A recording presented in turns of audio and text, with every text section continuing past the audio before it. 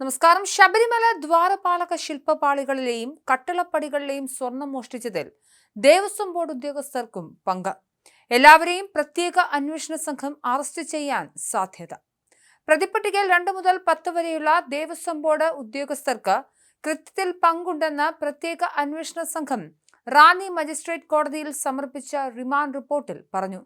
വൻ ഗൂഢാലോചനയാണ് നടന്നതെന്നും മുഖ്യപ്രതി തിരുവനന്തപുരം ചിറയൻകീഴ് പുളിമാത്ത് ഭഗവതി വിലാസത്തിൽ ഉണ്ണികൃഷ്ണൻ പോറ്റി 2 കിലോ സ്വർണമാണ് അപഹരിച്ചതെന്നും റിപ്പോർട്ടിൽ പറയുന്നു. ദേവസ്വം ബോർഡ് ഉദ്യോഗസ്ഥനായ മുരാരി ബാബുവിനെയും ഉടൻ അറസ്റ്റ് ചെയ്യും. ബംഗളൂരുവിലെ സ്വർണ്ണ മുതലാളിക്കെതിരെയും മൊഴിയുണ്ട്. ഈ സ്വർണ്ണക്കട മുതലാളിയെ അറസ്റ്റ് ചെയ്യുമോ എന്നതാണ് ഉയരുന്ന ചോദ്യം. ഉണ്ണികൃഷ്ണൻ പോറ്റിയുമായി അന്വേഷക സംഘം കർണാടകയിലും തമിഴ്നാട്ടിലും തെലങ്കാനയിലും തെളിവെടുപ്പ് നടത്തും. 2019 ജൂലൈ 19-നും 20-നുമായി ഇളക്കിയെടുത്ത ദ്വാരപാലക ശില്പപാളികളും വാതിൽപ്പടികളും ആദ്യം കൊണ്ടുപോയത് ബംഗളൂരുവിലേക്കാണ്. സുഹൃത്ത് അനന്ത സുബ്രഹ്മണ്യത്തിന്റെ വീട്ടിലാണ് സ്വർണം ആദ്യം സൂക്ഷിച്ചത്. ഇവിടെ ആദ്യം തെളിവെടുക്കും. അവിടെ നിന്ന് സ്വർണ്ണപ്പാളികൾ ഹൈദരാബാദിൽ സ്വർണ്ണപ്പണി ചെയ്യുന്ന നാഗേഷിന്റെ സ്ഥാപനത്തിൽ കൊണ്ടുപോയിരുന്നു.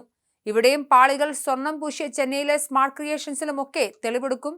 ശില്പപാളികൾ പ്രദർശിപ്പിക്കുകയും പൂജ നടത്തുകയും ചെയ്ത സ്ഥാപനങ്ങളിലും വീടുകളിലും തെളിവെടുക്കും.